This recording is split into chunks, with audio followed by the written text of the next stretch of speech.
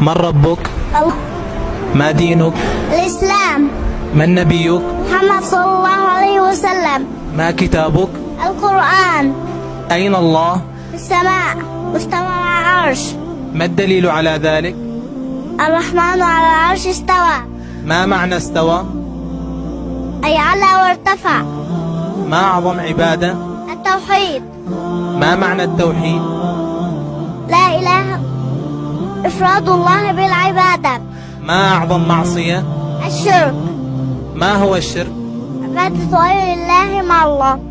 ما هي كلمة التوحيد؟ لا إله إلا الله.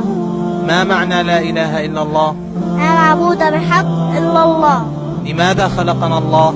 نعبده وحده لا شريك له. كم عدد أركان الإسلام؟ 5. ما هي؟